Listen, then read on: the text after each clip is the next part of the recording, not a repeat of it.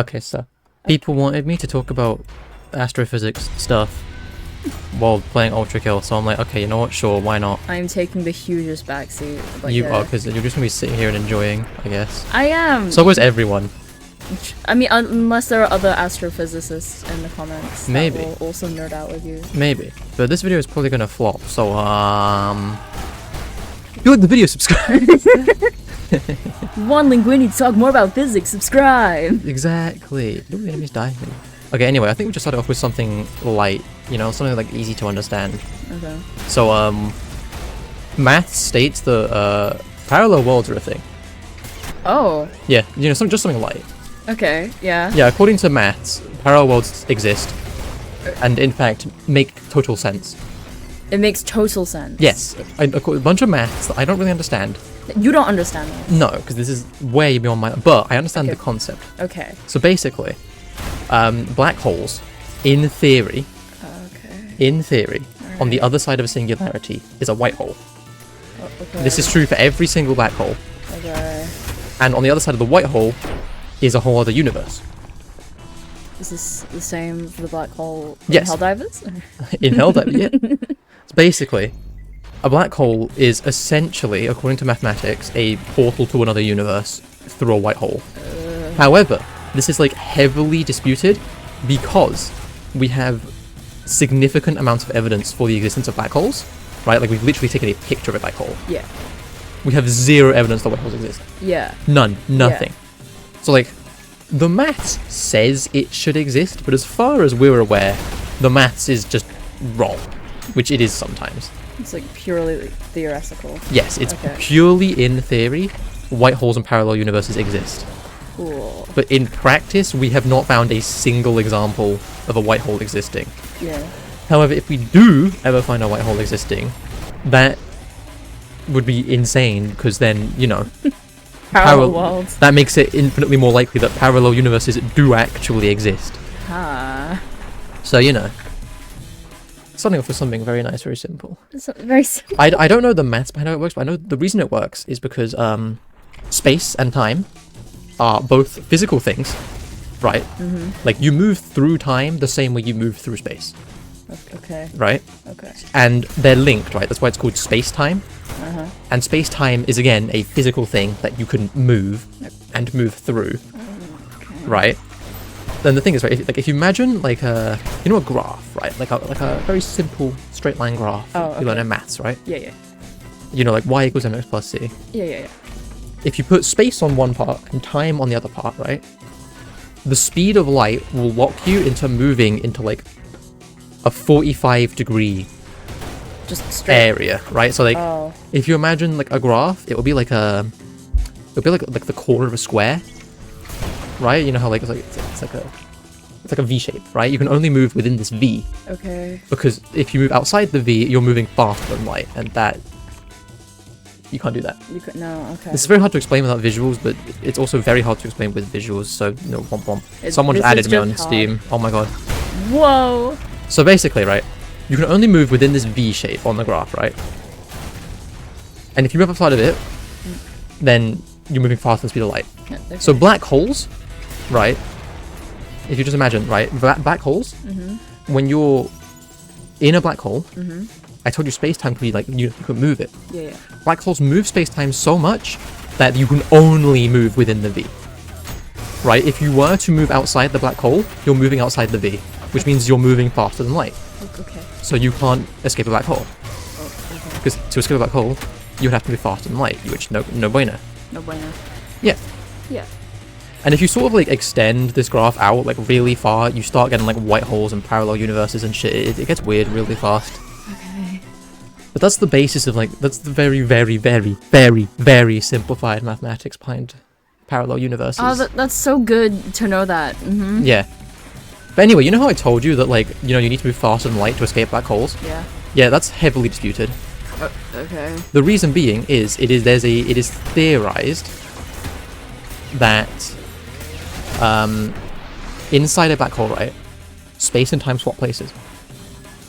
Okay. So in you know, the universe, right, you move through space. You know, you could move left, right, up, down. You know, you can walk around. But like you can only go forwards in time, right? Yes. So like you can't control that. You can't go backwards in time. So you know whatever, right? You don't get control over time. Except sometimes you can move forwards through it. Like, yeah. That's. Ignore that for now. Okay. Basically, inside a black hole, space and time reverse directions. So, the center of the black hole isn't in front of you. It's in your future. Right? Okay. Inside a black hole, instead of moving through space and experiencing time, you move through time and experience space. Right? So no matter where you move in the black hole, you're always kind of in the same spot. Okay. It's really weird. It's really, really hard to wrap your head around. But what this means, right, is the reason you can't escape a black hole is because you'd have to move backwards through time, literally. And, you know, can't do that. Can't move backwards through time. So, you know, moving forwards in a black hole is actually the worst thing you can do. Because you're just moving forwards through time, closer to the singularity, which just speeds up your death. But you can't escape a black hole, not because you can't move faster than light, but because you can't move backwards in time. So yeah, again, this is all very, like, there is so many, like, layers to this that are so much more complicated than what I know. And I'm explaining this at a, like, incredibly basic level. That probably isn't even fully correct.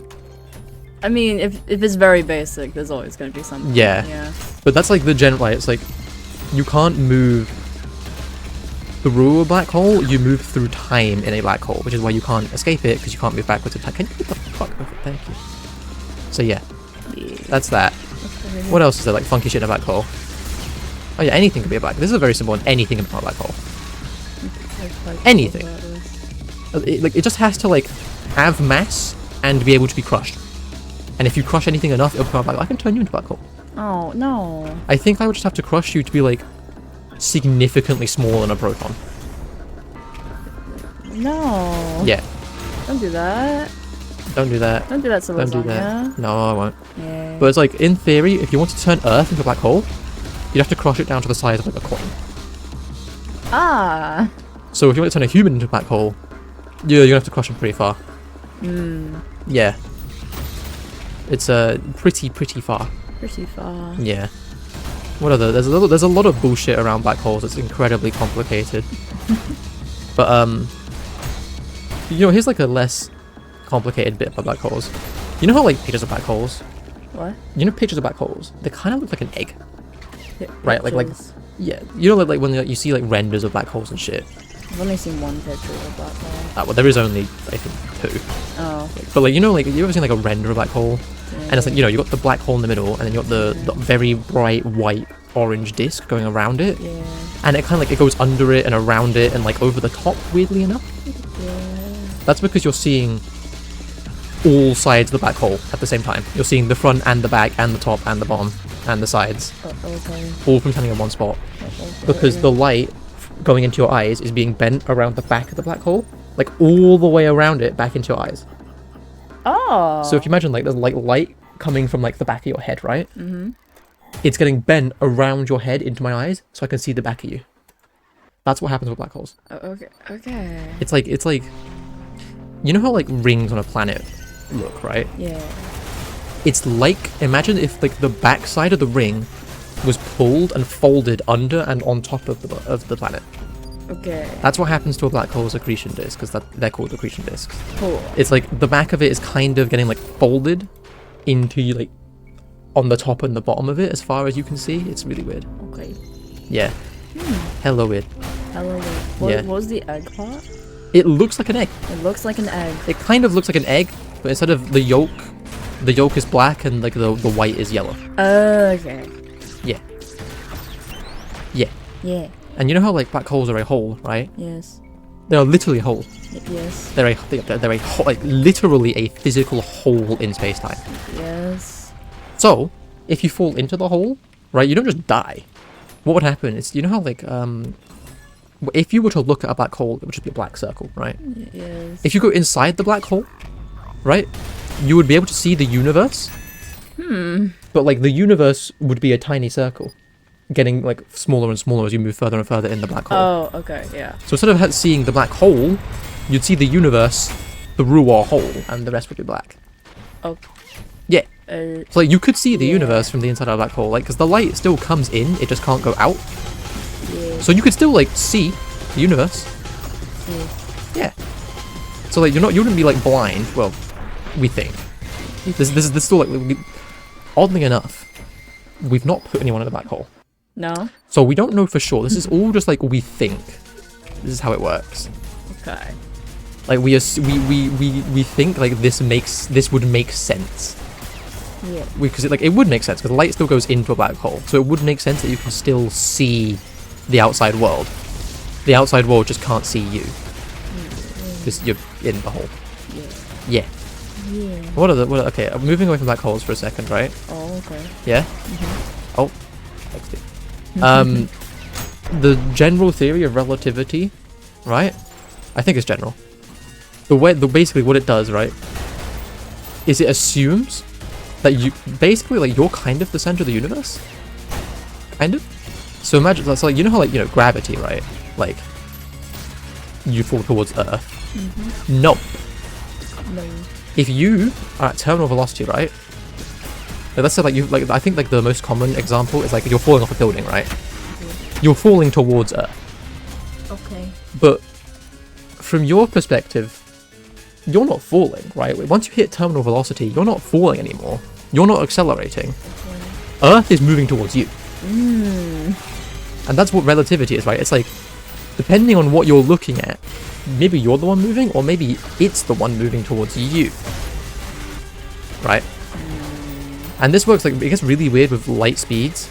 It's like, if you were... I think that's like a very common thing, like, what if you were moving at light speed and you turn on a car's headlights, right? What would it look like? The answer is just, it would look like a normal car's headlights. Yeah. Because to you, you're moving at light speed, right? But if you're not accelerating, and suddenly you start shooting like out at you, in front of you, right? It looks to you like the light is, it's going out in front of you like a normal car. But if someone were looking at you, like if they were just standing really far away, and they were looking at you, then yeah, it would look really fucking weird. It would look really weird, yes. But relativity is like really strange. It's kind of like, like the zero-G planes, right? Have you not heard of that? You can get like plane trips where like basically you're on a plane. Oh, is it the one they go down and yeah, then, oh, okay. They go up and down, right? It's kind of like that in a way. It's like you're not weightless, but you feel like you're weightless. It's like from an outside observer, right? You're just falling, right? Just someone looking at that plane, looking at you in the plane, you're just falling. Okay. But to you in the plane, like you're weightless. That's how actually zero-G works in space. If you're in the ISS, for example, you're not actually weightless. You're just falling towards Earth constantly. I see. Yeah, because like the way it works, like you're constantly being pulled into Earth's gravity, but you're moving around Earth so fast that you're orbiting it, right? That's how orbiting works. You're just moving around it faster than you can fall into it, right? So you're not weightless. You're just falling, but you feel weightless because relative to you, nothing's moving. You're going round and round in circles. You're weightless. There's no gravity. Yeah, it's funky. Relativity is incredibly funky, and it's not even like the quantum is like, beyond me most of the part. Quantum is incredibly funky. How like things are everything and nothing and everything and one thing all at the same time. Yeah, it's actually incredibly useful. It is. Like quantum computers.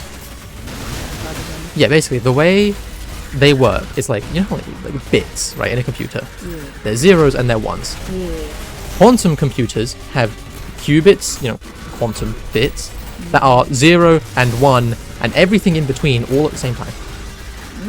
Because they're using, I think it's superposition. I think that's what it's called.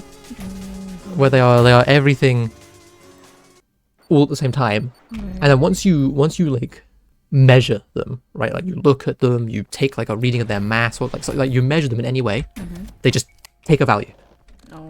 right? They just spontaneously become one number from becoming every number at the same time. And the way this is useful is like, that can store a shitload of information because it's everything. We just need to find a way to access the one thing that we want out of everything, which is the hard part. Yeah. But like, that's how superposition works. Very weird, very funky. I think it's all kind of funky. Quantum is unfathomably funky, but it's also the single greatest theory we have ever come up with. Yeah, okay. Because of how funky it is. It's like, this doesn't make sense. Well, it's quantum. It's everything and nothing, all at the same time. Big grooving. Yep. It's like quantum quantum entanglement it explains faster than light movement. How does it explain faster than light movement? I don't know. That's beyond me, but it does. Oh. Which then also, think about faster than light movement, right? Remember how earlier I said you can't move faster than light? Yeah. That's true. Okay. But like, how fast is light exactly? Most people will say, you know, about 300 million meters per second. It's pretty fast. Yeah. That's not technically wrong. It's also not technically true. Because of relativity, right? Because of how fast light moves, like it's a relativistic thing, which means that it gets really funky really quickly. And what that means is if you're trying to measure the speed of light, you need to bounce it off something. So like, if you want to measure the speed of light, you want to bounce it off like a mirror, right? That's how they did it. They bounced, the way they calculated the speed of light 100 years ago is they shone like a bright light off like a fucking like mountain or something. That's how they did it. Whoa. And then they calculated the speed of light, and they actually got very, very accurate results. Oh. It was surprisingly good. But, right, you're measuring the speed of light there and back, not the speed of light there. And it's completely impossible to know how fast light is there, just going in that one direction. It's completely impossible. Because if you tried measuring the speed of light, your numbers would always be wrong because of relativity. Because of how fast light moves. Your number will always be wrong. No matter what you do, no matter how you have to calibrate it, it'll be wrong. So, as much like this is a really dumb theory, but technically we can't disprove it. Light could move at half the speed of light in one direction, and it could move infinitely fast in another direction. And if you think about it, it makes sense. Imagine let's say you want to like talk to someone, right? You want to send them a message, and they're really far away, and it takes like an hour to send the message to them, and for them to send a message to you, right? Okay. It takes 2 hours to send and receive a message. How do you know, right, that you send a message at 12 o'clock? It reaches them at 2 o'clock, which is 2 hours, and they send a message back at 2 o'clock, and it immediately reaches you.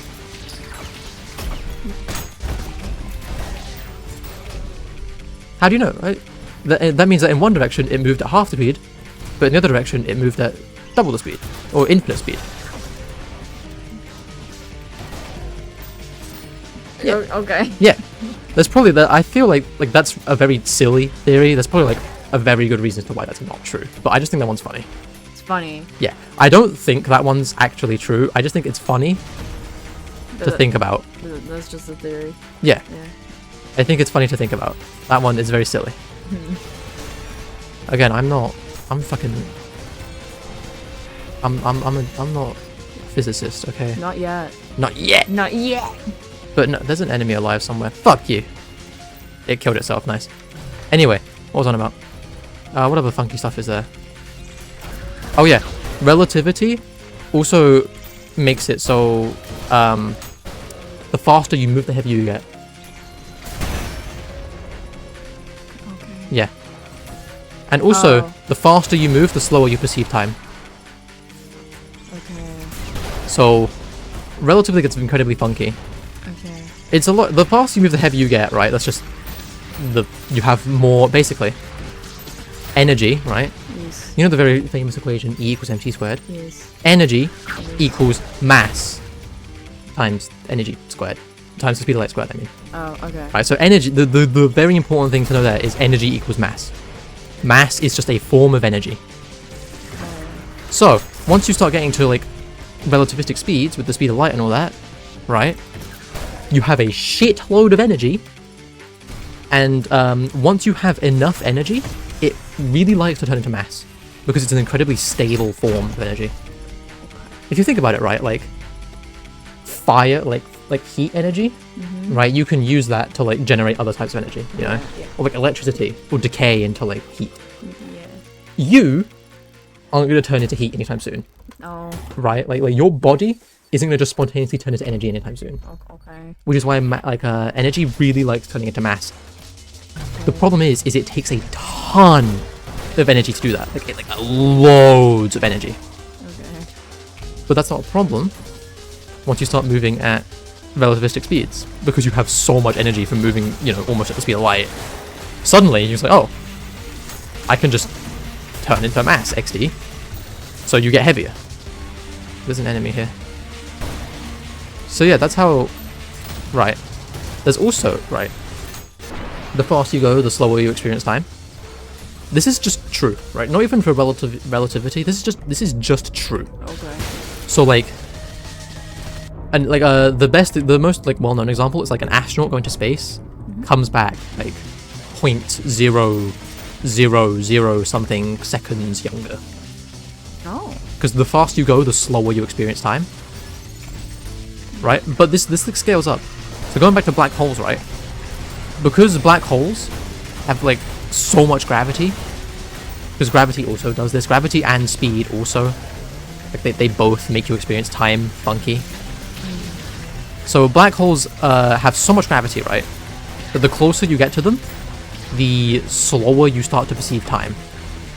Which basically means like you'll live for millions and millions of years. Is it slower or is it it might be faster, you perceive time, I don't know. Oh. But basically, if you go like really fast or just outside of a black hole, you will experience millions and millions and millions of years go by in what you would think like a normal 80 years, right? Okay. Like you would still live for like what you perceive to be like 80 years, like average human lifespan. Okay. But time around you would pass millions and millions and millions and millions and millions and billions of years. So like, this is really like, so if you were looking at space, like while falling into a black hole, it would start like whizzing around like crazy because it's moving so fast. Oh. But if someone was looking at you falling into a black hole, you would start slowing down. You would start slowing down massively. And then at the moment where you touch the event horizon, you would freeze.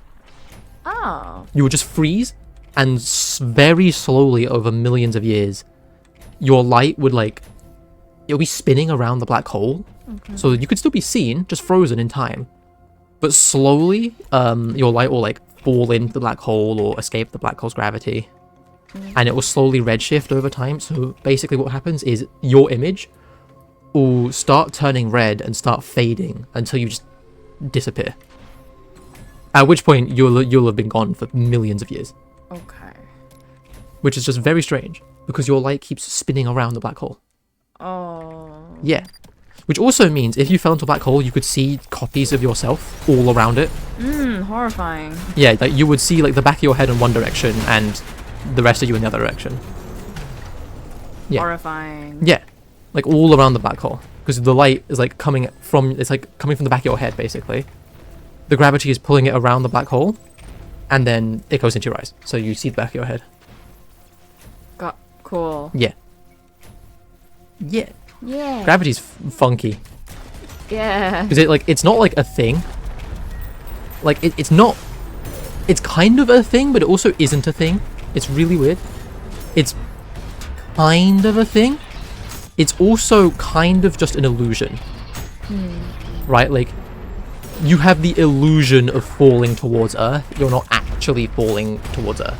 Okay. What happens is, if we take light again, for example, light only ever moves in a straight line unless it hits something. Okay. Right? Yeah. So what happens with gravity is like it physically bends space-time, physically moves it, right? So the light is still moving straight, right? But the thing it's moving through is now curved. So it's a straight line moving through a curved medium, right? It's like, imagine swimming in a straight line and then the pool starts bending. or like you're going through a current of water, right? Like a rapids, right? You know, like a water rapids, right? It's pulling you around, and you're not moving, right? And suddenly, you know, a bend comes and you move along the bend. That's basically what light does with gravity. Because space physically bends, you know, gravity physically bends space, so the light moves through space. That's what gravity is. Okay. You know, you're not actually like, you're not falling towards the black hole. You're kind of like spinning down towards it, which is really strange. So like gravity, it's not a force. It's the illusion of a force, but it also is a force because it has waves. It's weird. Once you start getting like deep into physics, you kind of realize like everything is just waves. Everything is waves. Everything is fucking waves. Okay. Like particles, they're waves. Atoms, those are waves. Everything, it's waves. All waves. It's all waves. You're a wave. Yes. Like it's strange. Everything's a fucking wave. Everything's a wave. But that's beyond me. String theory is beyond me. But basically, everything's a wave. Doubt it. Yeah. So yeah, gravity is funky. Hella funky. Relativity, hella funky. Particles are somewhat funkier. Funkier. Because you know how I said you can't move through time earlier? Particles just do that. Okay. Like they're just like fuck it, we ball. Okay. There is a theoretical particle called, I think, a tachyon, which is a theoretical particle that moves faster than light. In theory, it makes sense that it exists, but we have no proof for its existence. Nice. But if that particle did exist, it would probably be able to time travel. Okay. Which is why it's like, maybe it probably doesn't exist. Okay. But, there are, like if a particle was small enough, it could theoretically time travel because of wormholes, which are a real thing. Proven thing. They're a real proven thing. Problem is they are smaller than like any usable length. I believe they're smaller than well, they're not a proven thing. I think mathematically they exist. Oh, okay. But mathematically they're smaller than what's called the Planck length. Oh, which is the yeah. shortest possible measurable length. I don't know, I think that's determined by some kind of universal constant. But in theory, it's the shortest measurable length, right? And wormholes would theoretically be smaller than that. But wormholes would allow for faster than light travel, or like funky time travel shenanigans, or like whatever. You know, like they would be hella funky if we could use them. Hella funky. So funky. Yeah. But that's funny. So time travel isn't impossible. It's just like, it's impossible for us to do it in any like meaningful way in like the foreseeable trillion years. If we survive. Which we probably won't, but yippee. Yippee. But yeah, no, that's cool. Like time travel isn't just impossible, it's just like improbable. Which is a big difference. Very big difference. So yeah, that's funky. Funky. Another funky thing is you know how like in chemistry or whatever, like in like school, you get told that matter can't be created or destroyed. Yes. Yeah, that's bullshit. Oh, love That it. is straight up just horse shit. I love that. That happens all the time. I love my secondary school education. You know, like that just happens all the time. Because earlier I told you energy is mass, right? Yes. So if you get enough energy, it just spontaneously turns into mass, Yes. right? So if you get a photon, right, which is light, it's a particle of light, which is also a wave, it's also a particle, fuck you, it's Okay. both at the same time, Okay. and it's both at the same time, but it's also only one or the other when it feels like it. Because fuck you. Okay. So anyway, right, if you get a photon and you give it enough energy, it will spontaneously turn into 2 electrons. Because you've given light, which is pure energy, enough energy to convert itself into mass. Because remember, energy loves being mass. Yes. So, why we taught matter can't be created or destroyed then, if it just can? That's because there are other constants in the universe that can't be, like, messed with. but it's not mass, right? You can create mass all the time. I mean, fucking black holes are like, you know, #1 like funky bullshit mass eater, right? Like when black holes evaporate, I don't know if the particles they produce are pure energy. I don't know. They might be, they might not be. But if they aren't, then it's just deleting mass from the universe. Lol. Lol. But there are some constants you can't be fucked with. Charge cannot be fucked with. Right, that is constant. The number of like positive and negative quarks can't be fucked with. Right? Quarks being the particles that make up particles. Right, the number of fundamental particles in the universe can't be messed with. Okay. Fundamental particles are any particle without quarks, so just anything that's not an atom or a meson, but we're not going to get into what mesons are. Okay. Don't worry about it. Okay. So basically, right, how does light or energy spontaneously just make matter? The way it bullshits, basically. It fucking cheats. Oh. It creates an electron-positron combo, which is cheating because it's creating two fundamental particles, right? That's that. You can't do that.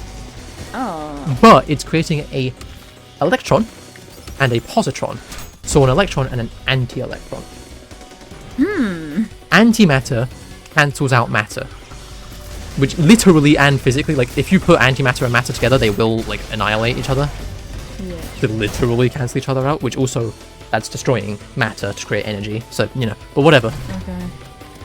The reason is because you can imagine like matter being a +1 and antimatter being a -1.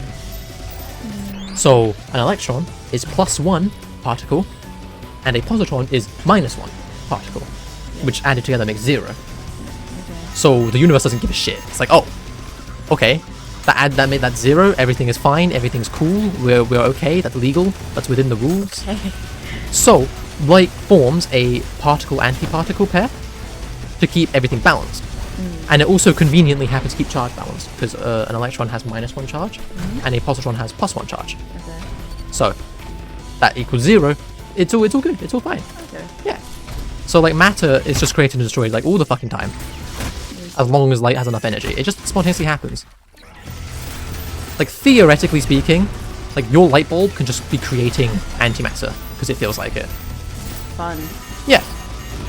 Because like the amount of energy, like if theoretically, if a random photon from your light bulb just happens to gain a ton of energy, it would just spawn in a particle-antiparticle. Just boom, it exists now.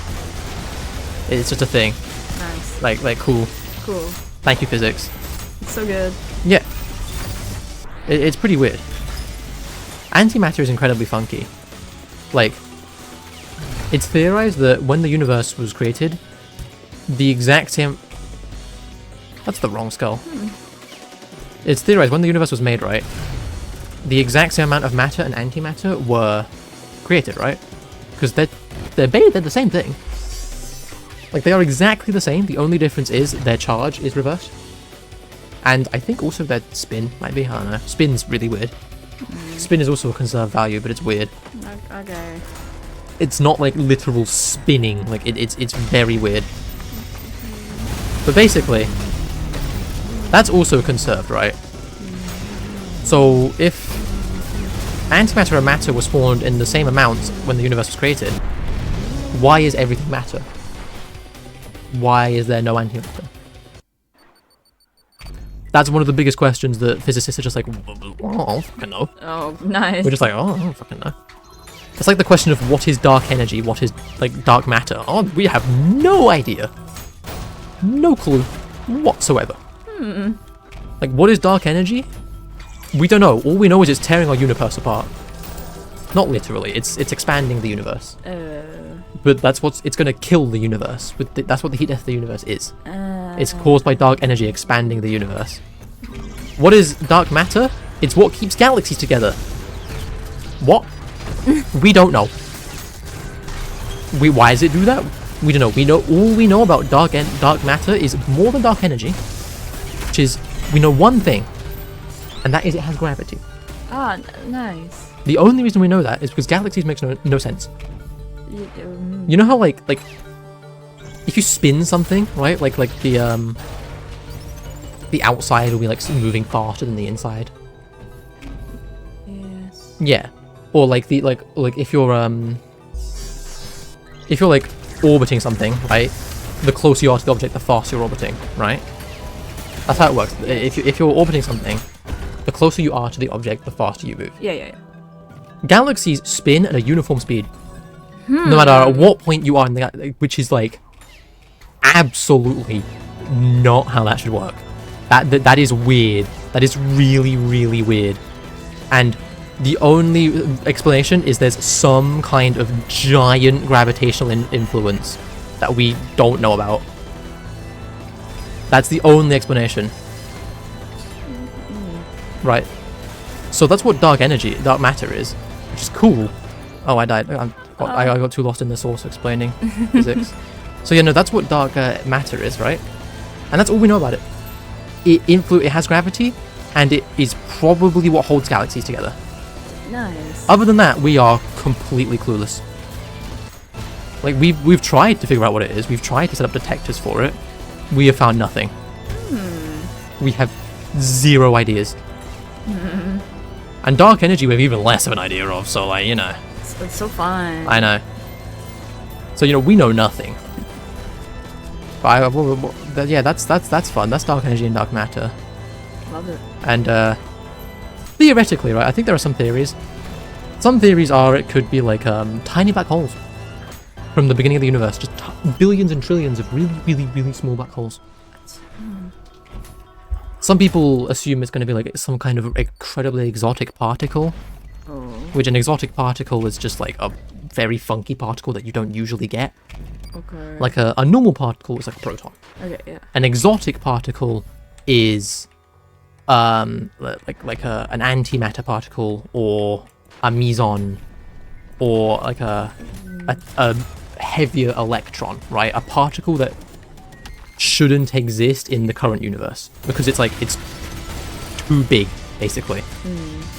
So the way particles work, I told you, you know, energy is mass, mass is energy. Yes. The heavier a particle is, the more energy it has.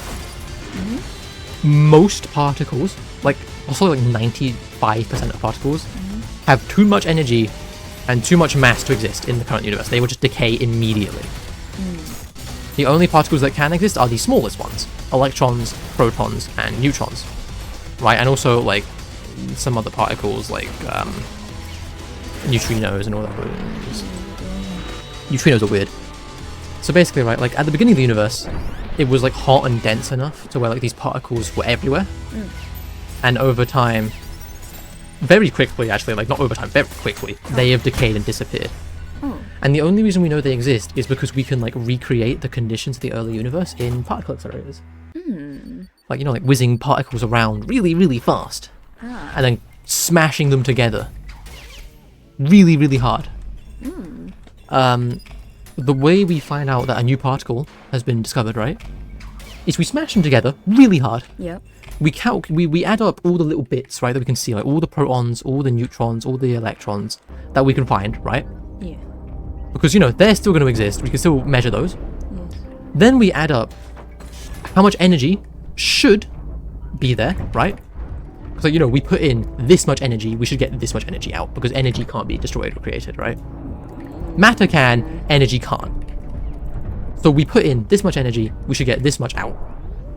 But what happens is, because the collisions are like so extreme, it creates these exotic particles, which immediately decay and just disappear. Nice. So you put in this much mass, you put in this much energy, and this much has gone missing. Well, why has it gone missing? Clearly, the only explanation is some big, exotic, weird particle was created. Now you know how much energy it has. That's a very, very, very big oversimplification. This is entire, like, this whole thing is a massive oversimplification. I'm still confused. Yeah, exactly. But like, it's a massive oversimplification. Damn. But yeah, so that's how they figure out how new particles exist.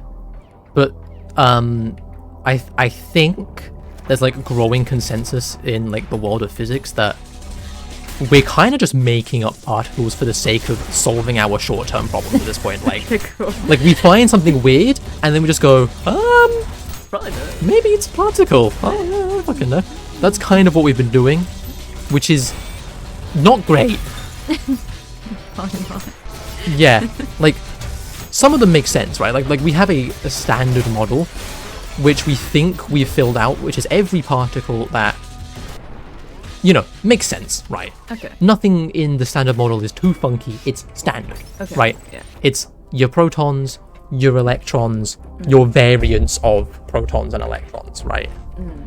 So, like, you know, we have 6 quarks that we know of, Okay. which all have the funniest names, right? There's 6 quarks. Yes. Up, down, top, bottom. Right, okay, sure. And then there's strange, and there's charm. Oh, I remember Charm. Strange and charm. Charm is called charm because when they found it, someone went, oh, that's a lucky charm. Apparently, my physics teacher taught me that. Silly. And strange is called strange because when they found it, someone went, oh, wow, that's strange. Funny. I'm dead fucking serious. Funny. It's not the only time physicists name shit really dumb. Well, astronomers, they're really stupid names in science. The world's largest telescope is called the Very Large Telescope. Funny. They're building a larger one, and they called it the Extremely Large Telescope. Funny. Yeah. So anyway, those are the quarks we have, right? Yes. And we believe we found every particle that, like, is made up of those quarks. Right? Every single particle is made up with 2 or 3 of those quarks, because quarks can only appear in pairs. Yes. Or 3s. We haven't ever found a 4, and we don't think it would make sense. Okay. Because of fundamental laws of the universe. Whatever. And we think we found all of the fundamental particles that don't have quarks. So every other particle that we think of is unproven, maybe not real, but it would help if it was real. Like a graviton is a particle, I think, that would explain gravity. And a tachyon, as I mentioned earlier, is a particle that moves faster than light. So, you know, we've basically found every particle that makes sense. And now we're just confused. Yep. Because, you know how I told you that mass was energy? Yes. It is and also isn't. It's really weird. Oh, I love that. There's a thing called the Higgs field and the Higgs boson, which we believe is the particle that gives things mass. And interacting with the Higgs field, we believe, gives things mass. Okay. Why? Beyond me. Love it. But, yeah. So mass is energy. It also isn't energy. It's a Higgs boson interacting with a Higgs field. It's strange. It's weird. But incredibly funky. So fun. Yeah, particle physics is strange. Particle physics is in many ways a lot stranger than astrophysics. Oh. Yeah. That's why I'm doing both. Because they're both cool as fuck. Yeah. Did not hear it. Bonk. Yeah. It's weird. It's strange. I have been yapping about physics and we're on fucking Wrath. I know. I was like, damn, boys going far. I don't care. You don't care. No one's gonna watch this video, but whatever. We ball. The nerdiest will watch this video. Chat, if you've made it 43 minutes into this video of me talking about fucking physics and playing Ultrakill, leave a comment and let everyone else know that they're missing out on peak content, and then just put like a timestamp here so people come to this point in the video and just have nothing of substance added to their day. Love it. Watch this part of the video at 0.25 speed. So true. Anyway, what other janky bullshit is there? You're the You know what? I think everyone's heard of Schrodinger's cat, yes. right? But I don't think people know what Schrodinger's cat actually is. I don't understand what it's supposed to be. It's, you know, earlier when I was talking about superposition. That is Schrodinger's cat. That is. It's a simple way of explaining Schrodinger's cat. So Schrodinger's cat, it's in a box with poison, right? Yes. And the box is locked. Yes. So you have absolutely no way of knowing whether that cat has drank the poison or not. Okay. You have no way of knowing. Okay. So, in theory, at that moment in time, while the cat is in the box, it is both dead and alive. Yes. Because it is equally likely that it's both, Okay. right? Yes. And the moment you open the box, you find out whether it's alive or dead. Yes. Which means you've measured the cat by opening the box, Yes. and the superposition of is it dead, is it alive, has taken it's taken a value of the cat is either dead or it is either alive. Yes. That is an analogy for how particles work, right? Okay. They're everything because they're equally likely to be everything at the same time until you look at them and then they pick one thing. Okay. So, the particles are either they're both dead or alive until you look at them and go, oh, actually, it's alive, or oh, actually, it's dead. But you have no way of knowing until you open the box. Okay. So yeah, that's what Schrodinger's cat is. It's actually a very good analogy. Yeah. Who would have thought? Who would have thought? A physicist is good at physics. No way. No way. Thank you, Schrodinger. Very cool. No way. No way. No way. But yeah, that's Schrodinger's cat, Cool. which is it's a simple way of explaining superposition. So, a quantum computer is just made out of many, many Schrodinger's cats. Cool. Many, many infinitely more complicated Schrodinger's cats. Instead of having 2 scenarios, it's like infinite many. Because, there are infinitely many numbers between 0 and 1, right? Yeah. So it has infinitely many possible solutions. Poor kitties. Yeah. Infinitely many dead cats. No. Actually, it's only like a couple hundred, I think. We can only make a couple hundred qubits at a time. The cats, though. Yeah. Which that's also why quantum computers haven't been useful. Oh. Like, we've made them. Yeah. Like, we have quite a few of them. Oh. The problem is for them to be useful, they need to be, like, quite big. We need to have, like, several thousand or tens of thousands or even million qubits. We've only got a few hundred to a few thousand. So, like, we've got them. We just can't really use them for anything. So, yeah, that kind of sucks. No. But it's also not a terrible thing, because they would completely break all forms of encryption that we have right now. Oh. Yeah, because currently the way that encryption works is it's just a number that is so hilariously long it would take any supercomputer like millions of years to crack it. But quantum computers could crack them in minutes. Because they're not, you can't play video games on a quantum computer, right? They're only useful for doing maths really, really fast. Like, really fast. Damn, okay. Like, incredibly fast maths. So, yeah. They would kind of destroy encryption, which would not be a great thing. Yeah. But they'd be pretty cool for doing, like, calculations and, like, simulations. Yeah. That would be cool. That'd be cool. You know what else I think's pretty cool? What? Fusion. Fusion. Everyone's like, oh, fusion. We're never going to do fusion. We will one day. Right, there's a running joke in physics, like, fusion, just 20 years away. Because they were saying that in, like, the 60s. Oh, I see. And it's still not here. But we're getting closer. Closer to fusion? Recently, in the last few years, we have managed to generate power from fusion reactors. Every fusion experiment in the last, like, however many fucking years has taken more power than it's given out. But in recent years, we've actually been generating power. Oh. But that's not the full story, because, like, we're not generating nearly enough, and we can't sustain the reaction for very long. We can only sustain it for, like, a few seconds, because it's really hard to sustain. Because, fun fact, the hottest and coldest temperatures in the universe simultaneously are in a fusion reactor. Yeah. Because the magnets have to be super cooled, because they're superconductors, right? So they need to be basically, like, almost absolute zero. Okay. And the plasma has to be, like, 230 million degrees. The core of the sun is a couple million, for example.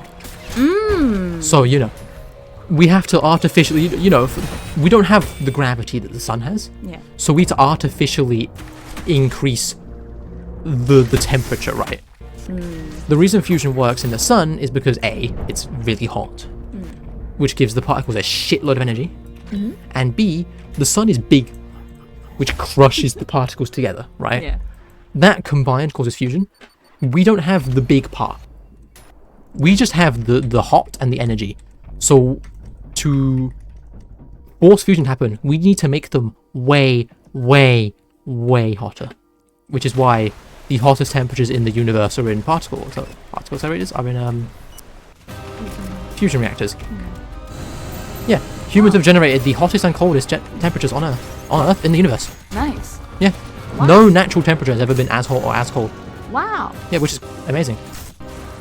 Well, as far as we know, no temperature has ever been that hot or that cold. Because space actually is pretty warm. Oh. It's 2 Kelvin, which is very cold. It's minus 270 degrees Celsius. But like, we've made like nano-Kelvin temperatures in labs, which is ridiculous. Which, you know, for example, like 0 Kelvin is the point at which atoms stop moving, which is physically impossible. So nano-Kelvin's pretty crazy. Anyway, yeah, fusion's pretty cool because it's just creating a star. Oh. Yeah, you're just spawning a star. Like, oh, you thought a nuclear bomb was spawning a star? No, no, no, no, no, no. A hydrogen bomb is spawning a star. And a fusion reactor is putting a star in a box and forcing it to do what we want. No. That is a fusion. We are putting a star in a box and turning it into a slave. So sad. Yeah, that's a fusion reactor. No. We literally took the sun and put it in a box. Poor boy. Yeah. No. Which is why fusion reactors are fucking, like, metal as fuck. Yeah. Like, oh yeah, this sun, yeah, we put it in a box. We enslaved the sun. Yeah, literally. Which is, like, insane. Yeah. Like, goddamn. God dang. Like, humans are smarter than you think, but we're also way dumber than you think. There's a very big scale of smart and dumb, I think. Yeah. Like, we can do some crazy things, but we also know nothing about our own universe. Yeah. I think my teachers told me in sixth form that our theories are 100 years ahead of our experiments. Oh. So theories that were generated 100 years ago are only now just like generating the technology to test them. Oh. Which is wowie. Marie. Yeah, which is crazy. Like, you know, it was theorized, you know, however many years ago, that you could harness the power of atoms, right, to make like bombs and like power. Initially, right, people realized, oh shit, like we can split atoms. I think it was an Italian physicist called Fermi who he made a nuclear reactor under a random university's football field in America. Nice. That was the first nuclear reactor. Very safe. So he split an atom, right? No, it wasn't. I think he made the reactor, right? Because he was trying to, like, create a new element. Oh. Which we just do, by the way. Like, Yeah. whole new topic. We just create elements because we fucking feel like it. Yeah. So he was trying to do that. And he thought he made, like, plutonium. Oh. Well, he didn't, it wasn't called plutonium at the time. Yeah. But he thought he smushed two elements together to make a bigger element. He didn't. What he did was he split an atom in half. Which at the time wasn't even, like, on anyone's radar being possible. Like, when people realized what he did, they were like, holy shit, you did what? Like, I think Einstein predicted it would be impossible to split atoms. Oh shit. And then, like, Fermi just did it by accident. Oh. So when people realized, okay, we can do this, it was theorized, hey, we can generate power from this. So that's what the reactor was for. And then some fucking Einstein, like, not actually Einstein, but some wizard realized, oh shit, we can make bombs. And it actually was Einstein who wrote to the US president warning, like, hey, the Germans could totally make a bomb out of this. They're smart enough. The Germans being, you know, the Nazis. That would have been quite bad. Yeah. So Einstein wrote to the President of America. I jumped into lava. I love that. Yeah. He wrote to the President of America, basically telling him, like, yo, we need to make a bomb before they make a bomb. Right? So that's when the Manhattan Project started, right? So the Manhattan Project is weird in physics because we did the thing that we theorized, like, 20 years after we theorized it. That's weird. I think it's because it was supercharged by, like, the smartest minds in the world all hyper-focusing on doing this before the Germans got their hands on the same thing. And even then, it only, like, it was, like, fucking hodgepodge bullshit. At one point, that's a funny story, at one point someone knocked over a beaker and Oh yeah. 25% of the world's plutonium supply soaked into a magazine. I love that. Yeah. That's so funny. Yeah, and the US government didn't know what plutonium did and started injecting it into terminally ill people to figure out, hey, what does this do to people? Yeah. Yeah, that was like, they weren't told about that. That was like, wow, okay, America, thanks. Thanks. Yeah, that was interesting. You know another fun fact? The UK caused the world's first nuclear meltdown. Ah. It's not very well known because it was very hush-hush cover-up. It was in the 50s. And it was a small meltdown, thankfully. It was controlled. Thank God. But, yeah, no, that happened. Oh, I love it. in the UK. Love it. Because like England was still like recovering from World War II and coping about the fact that it wasn't a superpower anymore. No. But we still really wanted to be a superpower. So we put a ton of effort into like generating nuclear reactors to build a bomb. Because you know, we wanted our own toy, right? Of course, of course. So we then made a nuclear reactor and cranked it like crazy, not knowing that that was a very bad idea. And then it went into partial meltdown, and yeah, that happened. But anyway, yeah, so nuclear bombs and nuclear power was developed like 20-30 years after it was like first discovered. But fusion power has always been like theorized, right? Like during the Manhattan Project, there was one of the physicists on the Manhattan Project wanted to skip the atomic bomb altogether because he saw, before anyone else did, the hydrogen bomb. Right, like he realized, like, oh shit, we could make a hydrogen bomb. Like we could use fusion. Like he was like, if we can use fission, we can use fusion. He was absolutely correct, right? Like he was like ahead of everyone. He foresaw that before anyone else did. Like Oppenheimer rejected the idea because he was like, that's stupid. Or at least he either thought it was like it would take too long, which it did. But you know, that guy then went on to create the hydrogen bomb. And, you know, develop nuclear fusion, which, of course, again, was developed for the purpose of a bomb, not energy. Thank you, America. Thank you. But yeah, you know, fusion is an example of like, oh, we figured this out decades ago, but we still can't use it because it's so complicated, we don't have the technology. But yeah, it's the fission bomb is a weird example of we figured this out pretty quickly, and the fusion reactor is a very good example of us not figuring it out. Just by us trying. Also, a fun fact about the guy who made the hydrogen bomb. He figured, right, like, holy shit. Hydrogen bombs are so powerful, right? Like, they're just gonna keep getting bigger and bigger. How do we make the ultimate deterrent? So... Oh, it's this. Yeah, in a moment of complete fucking utter insanity, he was like, what if we made a bomb that just blows up the world? Yeah. Which, like, in theory, yeah, okay. It's possible, and you know what? I don't think anyone would launch a nuclear strike at you if you had that button. Yeah. Well, on the same hand, everyone kind of looked at him and went like, no!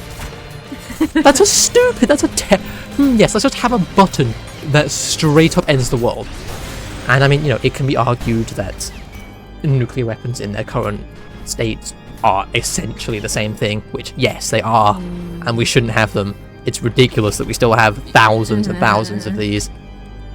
But, you know, it's even crazier to suggest, yeah, let's just have one bomb that blows up the world, XD. Yeah. That was crazy. Kind of insane. Yeah. But, you know what, pop off queen. Oh, alright. You know, America planned, they drew up, like, plans to start developing it, but never did. A lot of it's still classified, I think, which is crazy. That makes sense. Like, what are you trying to hide, America, huh? What are you trying to do? But yeah, so that was absolutely batshit insane. Thank you. Thank you, physics. What other like funky bullshit is there? I'm trying to think. So much funky bullshit, man. Such nerd. Big nerd. Big nerd. Big nerd. What other funky bullshit is there? Oh yeah, elements. I mentioned earlier, we just spawn those out of thin air. Yes. It's actually surprisingly, like, it's very primitive, the way we generate elements. We take two small elements and just smash them together for months on end until it just works. Dead ass, that's how we do it. Yeah. And that method hasn't really changed in decades. If it works, it works. Like... Yeah. So every element above uranium, which is 92, is non-naturally spawning. Right? Like, nothing generates naturally above 92, as far as we're aware. Elements, by the way, are generated in supernovas. Stars will create elements with fusion up to iron, but once they reach iron, they've reached the point at which fusing takes energy. So the reason fusion reactors work, and the suns and things work, is using hydrogen and helium and oxygen and silicone create energy, right? They give you more energy out than you put in. Okay. Hydrogen and helium are like crazy efficient, and then after that it kind of falls off massively. Once you reach iron, it starts taking energy to do fusion, so it gives less energy. Okay. And fission starts giving out energy, which is why we use uranium as a fission, because it gives energy to split it in half. Not in half, but you know. So basically, once a star starts fusing iron together, it's got like hours or days to live. It's cooked. It's over. So then a supernova happens, and that has so much pressure that it doesn't give a fuck that it's losing energy. It will create massive, massive elements. So all of the gold that you know, and all of the uranium and everything, generated in supernovas. Yep. You're not stardust. You're space explosion dust. I see. Actually, we made a carbon. No, you are stardust. Yeah, you are stardust. Never mind. Yay! But yeah, so plutonium is non-naturally generated, right? And that was the initial. Like, we discovered it by accident, right? And then we just kept going because plutonium was really useful for the American government. Like, holy shit, we can make bombs out of this. We could make power out of this. So they kept going, right? Like, what else can we make? Partially for like, hey, maybe this will be useful. Partially just science just does this because it's curiosity. For funsies. Literally. And then turns out some of them do have uses. Most of them are only useful for making new elements. Most of the elements, like once you get past a certain point, we create them and they decay in like nanoseconds. So it gets really expensive to make new elements. Fair. We have generated 26 elements that are not naturally spawning. For some reason. Mostly for funsies. For funsies. And it is theorized, like technically, in theory, you could just keep going. Yeah. Like, if you can like make it work, if you can find a way to smash these elements together, like yeah, you can keep going. Yeah. Forever, theoretically. It's just the atoms will get more and more unstable. Yeah. Which is weird. But it's just like, yeah. On your periodic table, every element after uranium is not natural. That is human created in the last, like, probably 50 or so years. So yeah. Physics bullshit, there you go. Which one? What, are you done with your speech? Am I? I don't know. I'm trying to think of like more funky bullshit. I feel like you gotta just finish the game at this point. At this point, yeah. Yeah. I'm this deep. I'm an hour deep. You are. But like, this is like a whole lecture. This is a whole lecture. Whatever.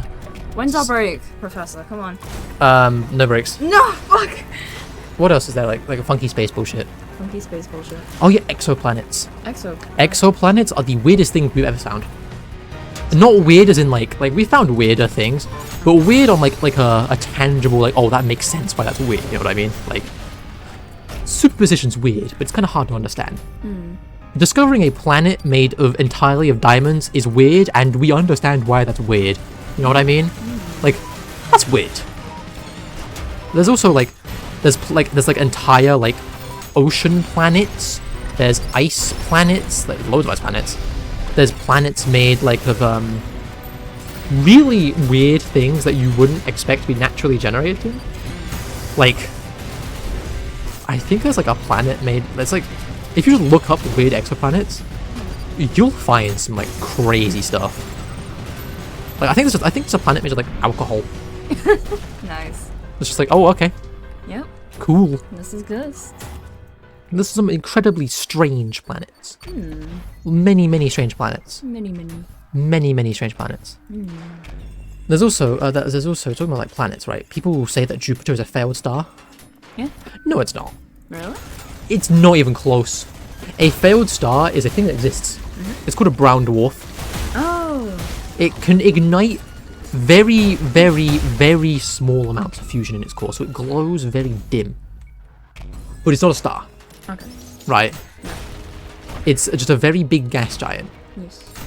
Jupiter would need to be about 13 times larger to even become like the smallest brown dwarf. Which again is a failed star. You would need, I think, like 70 brown dwarfs to make a star. So it's either 70 brown dwarfs or 70 Jupiters to make a star. Which, either way, That's a lot. yeah, Jupiter's not even close to being a star. Like, not even close. Damn. So, you know, Jupiter is not a failed star. No. It's just a very, very successful planet. Oh, I see. Very, very successful planet. Big boy. Big boy. Yeah. Big gassy boy. Yeah. Earth's kind of like a failure of a planet, to be honest. Like, it's fucking tiny. I mean, we're alive. We I'll are. take it. I'll take The that. amount of things that had to go right for like Earth to happen. Like the moon. Yeah. It was a Mars-sized planet that just crashed into Earth. Ah. And so much like it was Mars-sized. It's now a lot smaller than Mars because it crashed into Earth and lost so much mass. Love that. So yeah, that happened. The reason Earth has water, we believe, is because meteorites that just happened to contain water crashed into Earth when it was early forming. So, you know, water is not natural to Earth. No. It comes from space. Space water. Yep. It's pretty cool. Dinosaur pee. Dinosaur pee. I don't know, I just remember, like, back in primary school, they said, water, you are drinking dinosaur pee. I mean, yeah, all of the water on Earth has been recycled for billions of years. Yeah. You're more drinking, like everything pee, but sure. Yeah. Who knows what came from in space? Earth is only 4 billion years old. Who knows? Space pee, oh my god. Yeah. Earth is 4 billion years old. Who knows what that water was doing for the other 9 billion years of the universe's existence? Like, who knows? Who knows? It could have been on another planet. Theoretically speaking, like, we have no way of knowing that water from Earth doesn't come from the remnants of a former planet that was destroyed by some reason. Some reason. But for some reason, it could be destroyed for any reason. Its star could have exploded and the planet got like yeeted into space. It could have got hit by another planet.